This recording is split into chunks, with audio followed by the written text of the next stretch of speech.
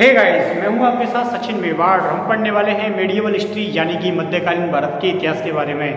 आज हम एक नया लेक्चर लेंगे, नया टॉपिक लेंगे और वो नया टॉपिक होगा मुगल वंश के स्रोत। क्या होगा? मुगल वंश के स्रोत के रूप में एक नया लेक्चर होगा। इससे पहले हमने विजयनगर और बहमनी साम्राज्य के संघर्ष के बारे में चर्चा की, जिसके बारे में हमने एक एक करके सारे टॉपिकों को लिया, उन राजाओं के बारे में भी बात की जिन्हें तुम्हारा सिलेबस छोड़ रहा था। ठीक है, उनको भी हमने थोड़ा बहुत समय दिया, थोड़ा बहुत कवर किया। उससे क्या है, कोई बीच का शासक नहीं रह पाया। तो विजयनगर और बहमनी साम्राज्य की समाप्ति के बाद हम मुगल वंश की ओर बढ़ रहे हैं। और मुगल वंश की ओर जाने से पहले सबसे पहले जो महत्वपूर्ण काम है वो ये है कि मुगल वंश के स्रोतों को जान लेना। ठीक है, अगर हम किसी भी वंश के स्रोतों के बारे में पहले जान लेते हैं तो उस टॉपिक को समझने में बहुत आसानी होती है। और मुगल काल जो है, आप कोई भी एग्जाम देख लीजिए, कोई भी एग्जाम देख लो, छोटे से छोटा और बड़े से बड़ा एग्जाम, ये मुगल काल काफ़ी ज़्यादा महत्वपूर्ण है। और कोई आम व्यक्ति भी होता है वो मुगल काल के बारे में जानता है और वो अक्सर पूछ ही लेता है कि अकबर के बाद कौन आया, औरंगजेब से पहले कौन आया। इसलिए ज़्यादा महत्वपूर्ण टॉपिक है और इसको हम बड़ी बारीकी से, बहुत ही आराम से पूरे लेक्चर को कवर करेंगे। एक एक व्यक्ति के बारे में जानेंगे कि कौन कैसे शासक बनता है और उसकी किस प्रकार मृत्यु होती है। तो इसलिए आप भी बड़े आसानी से और बड़ी समझदारी के तरीके से इससे नोट डाउन करते रहना और अपना जो टॉपिक है वो बिल्कुल क्लियर करने का प्रयास करना, ताकि उसको बार बार ना पढ़ना पड़े, बार बार ना समझना पड़े।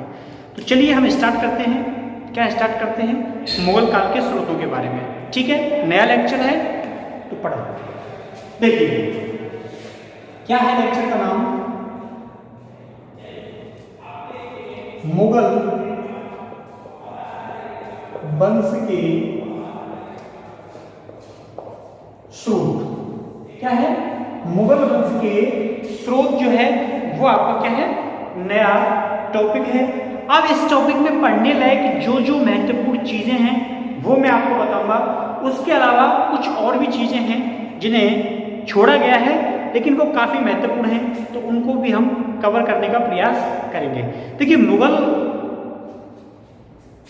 वंश के स्रोत के बारे में आ गई है, तो इससे पहले यहां भी चीजें हैं। मुगल वंश, जब हम स्रोत को जानेंगे उससे पहले मुगल वंश को जान लें एक छोटी सी समरी के रूप में। विस्तृत रूप में तो फिर आगे पूरा मुगल वंश हमको पढ़ना ही है, लेकिन एक समरी के रूप में हम मुगल वंश को जान लेते हैं कि आखिर ये थे कौन, आए कहाँ से, क्यों आए, क्या कारण रहे, सारी चीज़ों को लेकर बातें करेंगे। देखिए, मुगल वंश के बारे में बात करने से पहले, ठीक है, मुगल वंश के बारे में बात करने से पहले ये बात आपको जाननी है कि जो मुगल थे, क्या थे? मुगल थे, ये अपने आप को क्या कहना या क्या कहलवाना पसंद करते थे। दो चीजें मैं बोल रहा हूँ। ये जो मुगल थे, हम तो क्या बोलते हैं, इनको मुगल बोलते हैं, ठीक है, लेकिन ये अपने आप को क्या बोलते थे, ये भी चीज महत्वपूर्ण है ना। कि बहुत सारे आप लड़के या फिर व्यक्ति या फिर कोई लड़की इनको देखते हैं, वो फेसबुक पर अपने आप को क्या कहते हैं, वो सोशल मीडिया पर अपने आप को क्या कहते हैं, किस नाम से अपने आप को प्रमोट करते हैं। ठीक है, कई सारे फेसबुक पोस्ट होते हैं, उनमें वो कोई लड़का कहता है कि मैं शेर हूँ। क्या हूँ मैं शेर हूँ। ठीक है, तो फिर आप उस पर शक कर सकते हो, उस लड़के पर, ठीक है, कि वो शेर है कैसे, वो इंसान क्यों नहीं है। तो वो अपने आप को क्या कहलवाना पसंद करता है। ठीक है, कुछ लड़कियां भी होती हैं जो अपना वास्तविक नाम होता है, जो वास्तव में इंसान की अवधारणा है, उससे भी ज़्यादा कुछ कहलवाना पसंद करती हैं। ठीक है, तो होता है, क्या होता है कि अपने नाम के आगे, अपने नाम के पीछे कोई शब्द जोड़ लेते हैं। ठीक है, जैसे अगर जोड़ते हैं, जैसे बहुत सारी चीज़ें बनाते हैं, जैसे एंगल शब्द जोड़ते हैं ना, लड़कियां खासकर एंगल शब्द लगाती हैं और उसके बाद AWM, XYZ, WDTR, जो भी शब्द जोड़ते हैं, तो वो क्या करते हैं, जो उनकी खुद की पदवी है उससे बाहर निकलने का प्रयास करते हैं, जो है उसको भूलकर। ठीक है, तो बहुत सारे लोग शेर बन जाते हैं, कोई बिल्ली बन जाता है, कोई डॉग बन जाता है, ठीक है, कोई कुछ बन जाता है। तो अपने नाम को छुपा के कोई दूसरा टाइटल क्या करते हैं, वो ग्रहण करते हैं। अब पता नहीं आप लोग क्या क्या टाइटल ग्रहण करते होंगे। तो यही काम मुगल को था। मुगल जो थे वो अपने आप को तैमूर का क्या मानते थे, वंशज मानते थे, कि वो लोग बड़े शान से कहते थे कि हम जो हैं वो तैमूरों के क्या हैं, वंशज हैं। मुगल तो उनको बाद में भारतीयों के द्वारा जब वो आ जाते हैं, फ्रांसीसी लोग आए, अंग्रेज आए, उनके द्वारा उनको संबोधन में दिया जाता है। लेकिन वो जो खुद थे, खुद क्या कहलवाना पसंद करते थे, तो खुद वो अपने आप को हमेशा किस नाम से जानते थे, तो वो तैमूरी कहलाना पसंद करते थे, तुर्की जाति का मानते थे, ठीक है। और तुर्की जाति के जो लोग होते हैं उनको क्या बोलते हैं, चगताई। क्या बोलते हैं, चगताई, चगताई वंश। तो लिखिए, नोट डाउन कीजिए, मुगलों की भाषा, ठीक है। तो जो मुगलों की जो भाषा है, मुगलों की भाषा क्या है, मुगलों की भाषा क्या लिखा मैंने लिखा कि मुगलों की भाषा क्या है, भाषा तुर्की भाषा लिखी मैंने। लेकिन इस तुर्की शब्द के पीछे एक चीज और छुपी हुई है। वो क्या छुपी हुई है, वो छुपी हुई है चगताई तुर्की। क्या छुपी हुई है, चगताई तुर्की। क्यों, चगताई वंश और चगताई तुर्की भाषा। अब समझना, आप लोग क्या बोलते हो, मैं क्या बोल रहा हूं, मैं कौन सी भाषा बोल रहा हूं, मैं हिंदी बोल रहा हूं। क्या बोल रहा हूं, मैं हिंदी बोल रहा हूं। लेकिन हिंदी के अधीन भी बहुत सारी क्या है, भाषाएं हैं, ठीक है। हिंदी के अधीन में क्या है, बहुत सारी भाषाएं। जैसे ब्रज भाषा ले लीजिए आप, ठीक है, ब्रज भाषा ले लीजिए। ब्रज भाषा हिंदी वाला समझ सकता है, आसानी से समझ सकता है ना, जो हिंदी बोलता है वो समझ सकता है।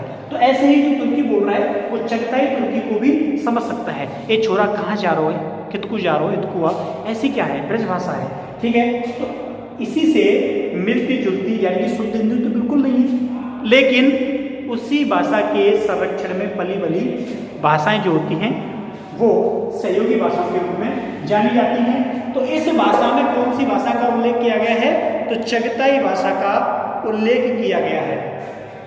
लेकिन यहाँ पर एक पॉइंट आपको याद रखना है, मैं बात कर रहा हूँ मातृभाषा की। किसकी बात कर रहा हूँ, मातृभाषा की बात कर रहा हूँ। लेकिन एक और भाषा होती है, वो होती है राजभाषा। कौन सी भाषा, राजभाषा। राजभाषा वो होती है जिसमें उस राज्य के सारे सरकारी कागजात से संबंधित कार्य किए जाते हैं। तो इनकी फिर राजभाषा क्या थी, तो इनकी जो राजभाषा थी वो क्या थी, अरबी थी या उर्दू थी, कौन सी थी, अरबी थी या उर्दू थी, तो थी कौन सी, फारसी। तो इनकी राजभाषा कौन सी थी, तो इनकी जो राजभाषा थी वो थी फारसी। ध्यान रखना है, मुगलों की राजभाषा फारसी, मातृभाषा चगताई तुर्की, तुर्की से संबंधित चगताई तुर्की, ठीक है। तो ये 3-4 पॉइंट बिल्कुल याद। अब करते हैं संस्थापक के रूप में। तो संस्थापक कौन था मुगल काल का, ये कक्षा पहली का छात्र जानता है। कौन था, कौन था बताइए, हुमायूं था क्या, मुगल वंश का संस्थापक कौन था बताओ, मुगल वंश का संस्थापक कौन था बताओ, हुमायूं था या अकबर था, कौन था, बाबर था, ठीक है। तो बाबर के द्वारा मुगल वंश की क्या डाली गई थी, नींव डाली गई थी। ये बात आपको अच्छे से मालूम होगी। मुगल वंश की नींव डाली गई किसके द्वारा, बाबर के द्वारा। तो मुगल वंश का अंतिम शासक कौन होता है, जिसने इस वंश का नाम ही डुबो दिया, उसके बाद मुगल वंश समाप्त हो गया। तो किसको जानते हैं, तो बहादुर शाह जफर, जो भारत से क्या हुआ था, चले गए थे।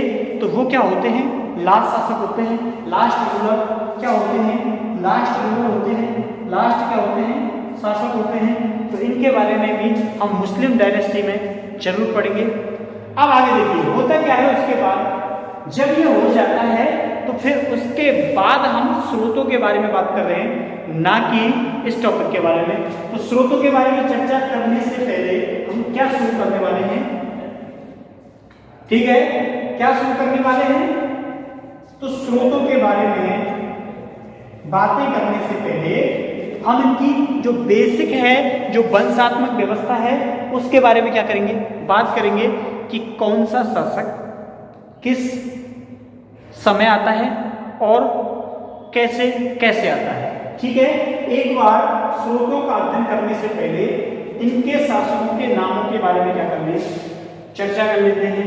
ठीक है, तो मुगल वंश के शासक। ठीक है, क्या मुगल वंश के शासक के बारे में क्या कर लेते हैं, जान लेते हैं। यह काफी जरूरी है। अगर आप उनको एक बार में सीख जाओगे तो ठीक है, वरना आपको ये सीखने ही पड़ेंगे, भले ही आप 5 बार में सीखना या 10 बार में सीखना या 15 बार में सीखना, क्योंकि बार बार टाइम खराब करने से अच्छा है कि एक बार उसको थोड़ा ज़्यादा टाइम दे दो, रिवीजन को टाइम दे दो, ताकि प्रत्येक शासक जो है वो आपको क्या रहे, याद रहे। ठीक, देखिए अब देखिए मुगल वंश के शासक के बारे में, तो सबसे पहले जो शासक बनता है वो कौन बनता है, उसके बारे में आपको बताने की बिल्कुल भी जरूरत नहीं है। वो कौन होता है, तो बाबर होता है, हर कोई जानता है। कौन, बाबर। तो बाबर कब से कब तक बना था, 1526 से लेके 1530 में। ठीक है, तो जो बाबर का शासनकाल होता है वो 1526 से लेके 1530 तक बाबर का क्या होता है, शासनकाल होता है। अब देखिए दूसरा जो इस वंश का शासक बनता है, नोट डाउन करते चलना साथ के साथ। इसके बाद हुमायूं शासक बनता है। कौन शासक बनता है, हुमायूं शासक बनता है।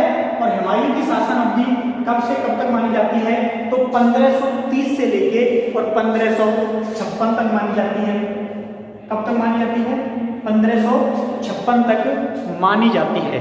स्वाभाविक है मन में क्वेश्चन आया होगा, क्या क्वेश्चन आया होगा कि सर बीच में तो शेरशाह सूरी आ गया था, ये तो भाग गया था, मालूम है। ठीक है, तो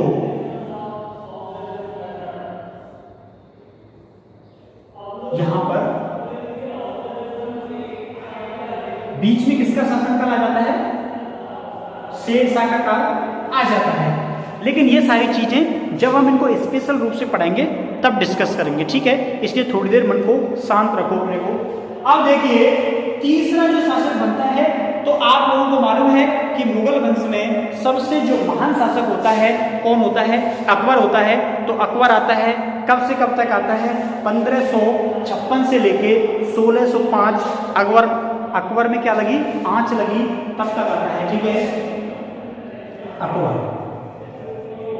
अकबर का शासनकाल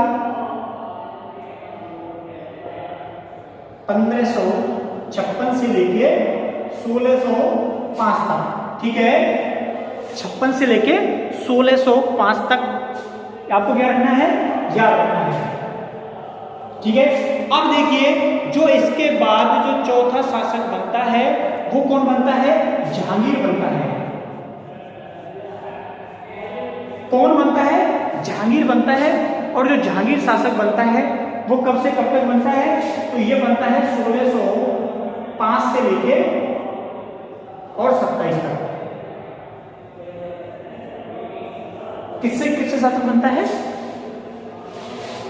1605 से लेके 1627 के बीच में क्या बनता है, शासक बनता है। ठीक है, यहां एक बड़ी समस्या क्या है, बड़ी समस्या यह है कि ऑनलाइन क्लास जो होती है उसका मतलब कुछ लोग नहीं समझते। ऑनलाइन क्लास का मतलब क्या होता है, सीधे सा मतलब यह है कि क्लास आरंभ हुई, सामने कैमरा होता है और फिर धुआंधार आवाज लगाओ, जोर जोर से पुकारो। ठीक है, तो उधर बच्चा होता है वो कंफ्यूजन में होता है और इधर यहाँ परेशानी का माहौल बन जाता है। ठीक है, वो उन्हें नहीं पता होता कि हमें बस कैमरे तक अपनी आवाज़ पहुँचानी है। वो समझते हैं कि एक बहुत बड़ी क्लास चल रही है और पीछे बैठे हुए छात्र वहाँ तक आवाज़ पहुँचानी है। ठीक है, तो बड़ा डिस्टर्ब होता है। अब देखिए जहांगीर का शासनकाल 1605 से लेके 27 के मध्य में होता है। और इसके बाद जो अगला शासक बनता है वो बनता है कौन, जाना पहचाना शाहजहां, जिसके द्वारा बना दिया गया ताजमहल। कौन बनता है, शाहजहां बनता है। तो शाहजहां के बारे में आप लोग सभी जानते ही हैं कि शाहजहां के द्वारा कौन सी बिल्डिंग का निर्माण कराया गया, तो तो इसके द्वारा किसका निर्माण कराया जाता है? ताजमहल का निर्माण कराया जाता है, जो कि क्या है, वर्ल्ड फेमस, क्या पूरी दुनिया से भी अगर कोई दूसरा ग्रह भी होता तो वहां पर भी फेमस होता। तो 1627 से लेके 58 तक क्या होती है, इसके शासनकाल की अवधि होती है। बिल्कुल आपको अच्छे से ये डेट याद रखनी है। और इसके बाद जो शासक बनता है, इसके बाद शाहजहां के बाद, तो इसको कौन भूल सकता है? ऐसा क्रूर शासक जिसको कोई नहीं भूल सकता। कौन था वो क्रूर शासक? वो था औरंगजेब। कौन था? औरंगजेब था, जिसके शासन की जो अवधि है वो 1658 से लेके और 1707 तक क्या करता है? शासन करता है औरंगजेब। ठीक, समझ आ गया? बाबर 26 से लेके 30 तक क्या करता है? शासन करता है। हुमायूं का शासनकाल कितना था? 30 से लेके 56 तक था। बीच में शेरशाह जाता है, इसके बारे में बाद में बताएंगे। अकबर का शासनकाल कब से कब तक है? अकबर का शासनकाल 56 से लेके और 5 तक है, 1605 तक। जहांगीर 1605 से लेके 27 तक शासन व्यवस्था में रहता है। और शाहजहां 1627 से लेके और 58 तक शासनकाल में रहता है। और औरंगजेब 1658 से लेके और 1707 तक व्यवस्था में रहता है।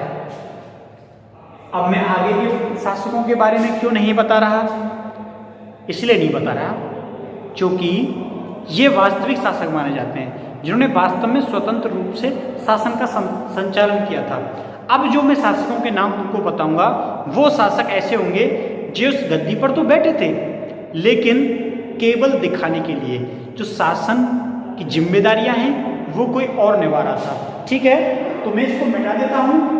बाबर 1526 से 30, हुमायूं 1530 से 56, अकबर 1556 से 1605, जहांगीर 1605 से 27, शाहजहां 1627 से 58, औरंगजेब 1658 से 1707। ठीक है, मुगल वंश के शासक। आप देखिए मुगल वंश के शासकों में अब हम बात करते हैं नेक्स्ट शासक की। वो कौन है? वो है बहादुर शाह फर्स्ट। ठीक है, इसके बारे में बातें कर रहे हैं हम। तो बहादुर शाह फर्स्ट के बारे में बात कर रहे हैं। और आपको एक बात और याद रखनी है कि इस शासक का एक नाम और मिलता है। इस शासक का एक नाम और मिलता है। तो वो क्या नाम था इस शासक का? वो था शाह आलम। क्या नाम था? शाह आलम। ठीक है, कौन सा था? शाह आलम था। अब शाह आलम में याद रखना, जब नाम स्वतंत्र रूप से आए तो वो हमेशा फर्स्ट होता है। क्या होता है? शाह आलम फर्स्ट होता है। तो बहादुर शाह फर्स्ट या शाह आलम फर्स्ट क्या बनता है? शासक बनता है। और शासन की जो अवधि होती है तो वहीं से 1707 से लेके और 1712 तक क्या करता है? ये शासन करता है। ठीक है, पहला शासक हो गया। अब बात करें हम दूसरे शासक के बारे में, तो दूसरे शासक का शासनकाल कब तक था? तो वो था जहांदार शाह। क्या नाम था? जहांदार शाह। और जहांदार शाह का काल होता है मार्च 1712 से लेके मार्च 1712 से लेके और 1713 तक। 1713 तक क्या रहता है? इनका शासनकाल रहता है। लेकिन एक पॉइंट आपको याद रखना है यहां पे कि 1713 में जो डे होता है, जो बार होता है, जो मंथ होता है, वो क्या था? फरवरी था। तो मार्च 1712 से लेके फरवरी 1713 के बीच में शासनकाल होता है। किसका? जहांदार शाह का। ठीक है, जहांदार शाह। और इसके बाद जो शासक बनता है वो बनता है फर्रुखसियर। तो फर्रुखसियर के बारे में थोड़ा बहुत लोग जानते हैं। क्यों जानते हैं? क्योंकि इसके द्वारा बंगाल की सूबेदारी अंग्रेजों को सुपुर्द की गई थी। तो इसलिए फर्रुख सियर,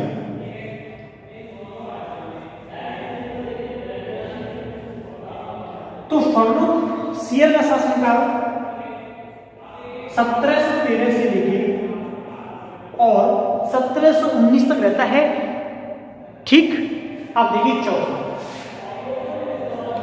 फर्रुख सियर के बाद जो शासनकाल बना था वो बना था, एक बड़ा ही अच्छा नाम है रफी-उद-जात। क्या नाम था इसका? तो इसका नाम था रफी-उद-जात। याद रखना, जात उद्र-जात क्या था? नाम था। ये केवल कुछ समय के लिए शासक बनता है। 6 जून से सितंबर 1719 के मध्य में क्या बनता है? शासक बनता है। ठीक है, अब देखिए नेक्स्ट यानी कि अगला कौन बनता है? तो वो बनेगा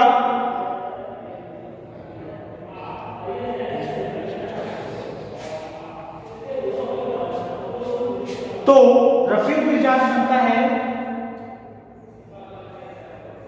फरवरी 1719 से लेके और जून के मध्य में। ठीक है, कब से कब तक बनता है? तो फरवरी 1719 से लेके और जून 1719 तक ही बनता है। ठीक है,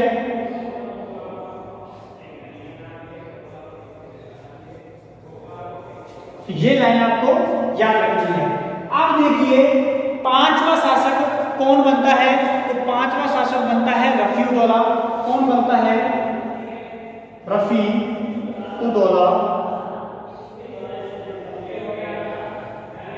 रफी-उद-दौला शासक बनता है और रफी-उद-दौला का जो शासनकाल है वो कब से कब तक होता है? तो ये 4 जून तक शासक बना था। ठीक है, तो ये 6 जून को शासक बनता है। 6 जून से लेकर और यह शासक बनता है सितंबर तक। कब तक बनता है? सितंबर 1719 तक। कब से कब तक बनता है? 4 जून से लेकर सितंबर 1719 तक क्या बनता है? शासक बनता है। ठीक है, इनको हम मिटाते हैं। बहादुर शाह फर्स्ट 1707 से 12 तक, उसके बाद जहांदार शाह, उसके बाद फर्रुख सियर 1713 से 19 के बीच में, फिर रफी-उद-जात बनता है, रफी-उद-जात के बीच रफी-उद-दौला बनता है। ठीक है, अब देखिए अब बनेगा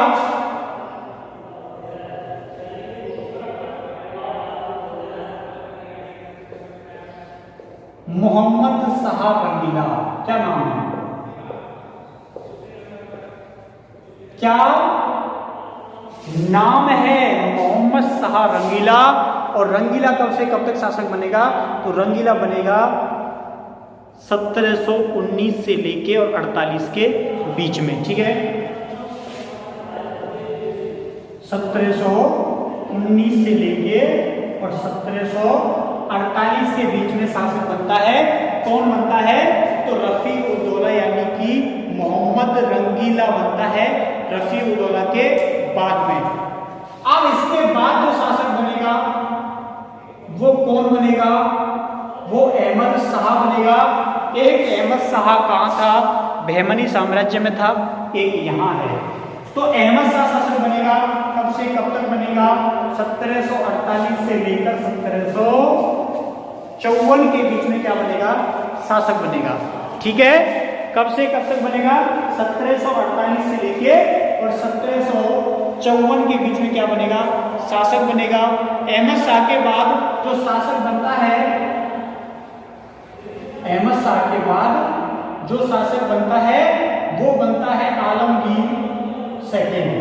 कौन शासक बना? आलमगीर सेकंड शासक बना। और इसके जो शासन की जो अवधि होती है तो वो कब तक होती है? 1754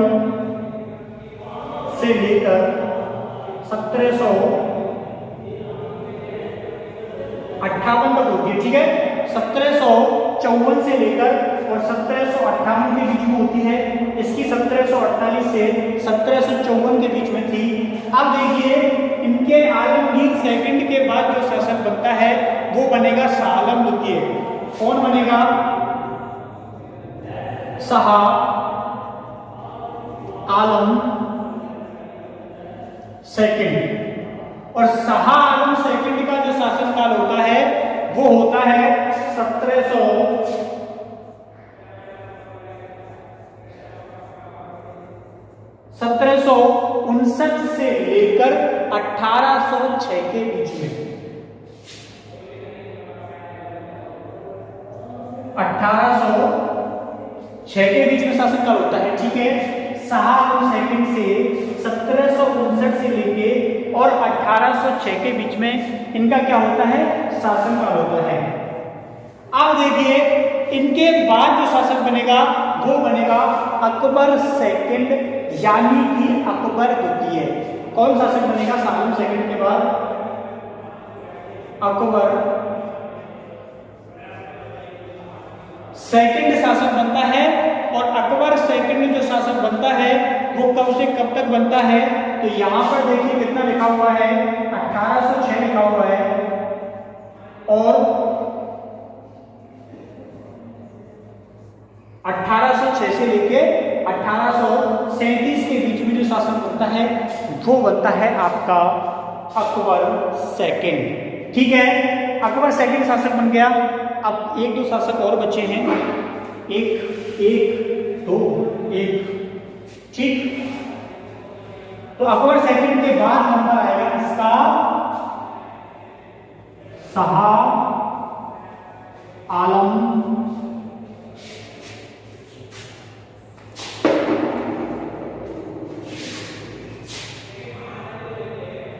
ये है आपके बहादुर शाह जफर,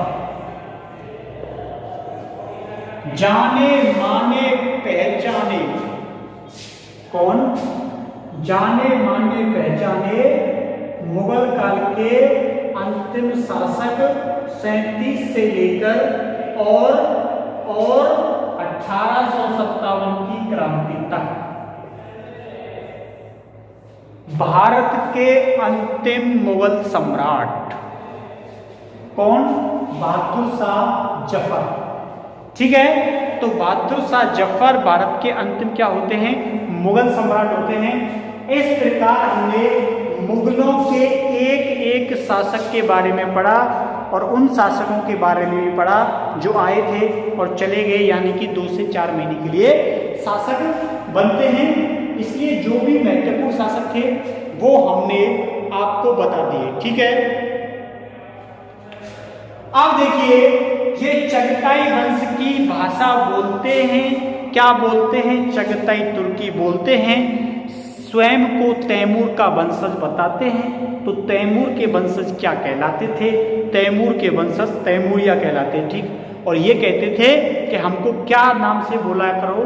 तैमूरिया नाम से बुलाया करो, ठीक है। तो मुगल शासक स्वयं को तैमूरिया कहलवाना पसंद करते थे, ठीक है। ये खुद कहते थे कि हमें क्या कहा करो? तैमूरिया कहा करो। तो तुम भी आज से इनको क्या कहा करो? तैमूरिया। उनको अच्छा नहीं लगता उनको मुगल कहो, उनको अच्छा लगता था उनको तैमूरिया कहो, ठीक है। अब इससे जुड़ा हुआ एक और महत्वपूर्ण फैक्ट क्या हो सकता है? इनसे जुड़ा हुआ एक और महत्वपूर्ण फैक्ट ये हो सकता है कि ये जो थे इनके अंदर सर्वाधिक समय तक जो शासन किया वो किसके द्वारा किया गया? चलो ये क्वेश्चन मैं तुम्हारे लिए छोड़ता हूं। सर्वाधिक समय तक शासन करने वाला शासक कौन था? ठीक है, सर्वाधिक समय तक शासन करने वाला शासक कौन था, ये किसको बताना है, ये तुमको बताना है। कहाँ बताना है? ये जो वीडियो देख रहे हो ना, इसके कमेंट सेक्शन में जाके बताओ। मैंने सारे शासकों की डेट आपको लिखा दी, अब खुद घटाव जुड़ाव जो भाग कुछ करना है वो तुम कर लो और बताओ इसका आंसर कि सबसे ज़्यादा समय तक शासन किसने किया था। कोई गूगल सूगल नहीं करेगा, सीधा उत्तर देगा। तो मिलते हैं कल, स्रोतों के बारे में चर्चा करेंगे, उसके बाद मुगल वंश को पढ़ेंगे धुआंधार। ठीक है, टेक केयर, बाय बाय।